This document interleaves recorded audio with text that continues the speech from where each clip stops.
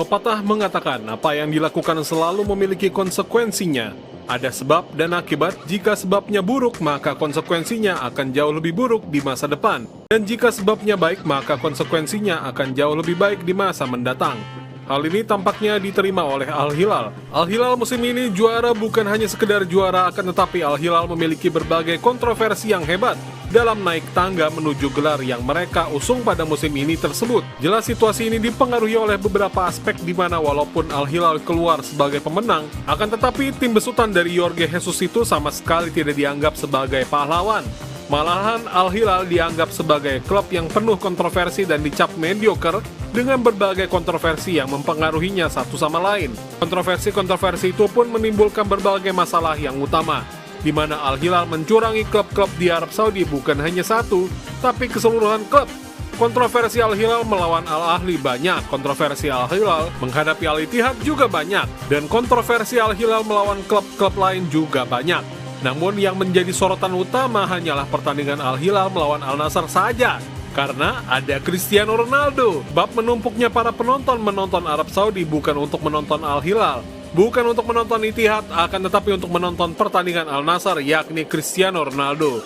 Ambil contoh beberapa mafiatisme yang dilakukan oleh wasit selain masalah VAR yang dimana pelanggaran terjadi di luar kotak penalti, di mana pemain Al-Hilal yang sengaja menggerakkan tangan agar dikenai oleh Mane, sehingga terjadi kontak fisik. Jelas situasi dan kondisi ini mempengaruhi semuanya, seolah-olah kontak fisik dilakukan oleh Mane.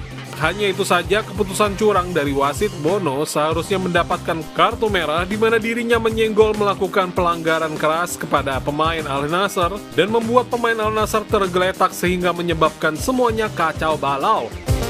Bono menyikut dengan keras, namun karena mata wasit yang buta oleh uang, sogokan Al-Hilal tidak mempengaruhinya sama sekali.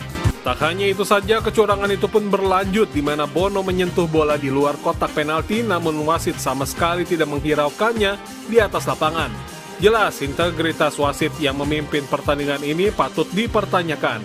Kemudian pelanggaran-pelanggaran keras wasit diamkan, sehingga hal ini menimbulkan pertanyaan, kok bisa kecurangan sebesar ini tidak ada intervensi dari pihak-pihak tertentu untuk Al-Hilal?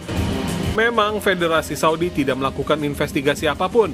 Justru masalah Ronaldo yang selalu diinvestigasi. Kejadian-kejadian seperti ini malah seolah-olah dianggap biasa dan pihak Saudi hanya tutup mata dengan mata yang begitu sangat buta sekali.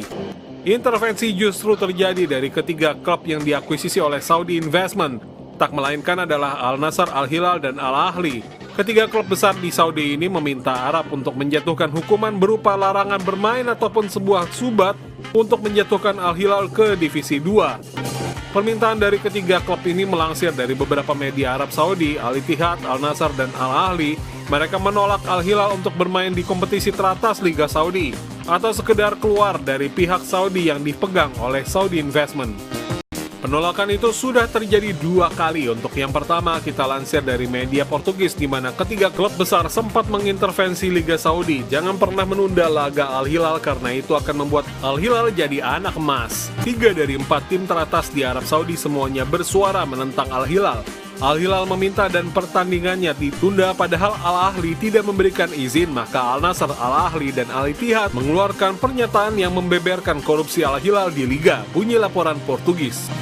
Tak hanya itu saja, selanjutnya 3 klub besar mengeluarkan pernyataan kontroversi. Al-Ittihad lewat suratnya ingin bahwa Al-Hilal tidak bersaing di Liga Saudi karena Al-Hilal sangat curang dan kerap menyogoknya. Lewat surat edaran itu, Al-Ittihad meminta pihak Arab untuk melakukan investigasi terhadap wasit yang memimpin Al-Hilal. Namun sampai saat ini wasit tidak melakukan apapun. Intervensi ini pun selanjutnya ingin diselesaikan lewat pertarungan hukum untuk mengeluarkan Al-Hilal dari zona Saudi Pro Liga untuk turun kasta. Sedangkan yang kedua adalah Al-Nassr. Al-Nassr pun menuntut hal yang sama dan tidak jauh berbeda ketimbang Ittihad. Dalam laporan yang sama, Al-Nassr hanya menuntut keadilan karena tim mereka selalu dicurangi. Dan yang ketiga dalam laporannya, Al-Ahli pun menuntut hal yang sama, di mana Al-Ahli ingin Al-Hilal dihukum serta diinvestigasi oleh pihak Saudi. Jadi dapat ditarik kesimpulan bahwa korupsinya Al-Hilal kini mulai dibongkar secara perlahan. Kemungkinan terburuk Al-Hilal akan dijatuhi sanksi ke Divisi 2. Namun kemungkinan yang terbaik Liga Saudi tetap bungkam karena sengaja semuanya disetting.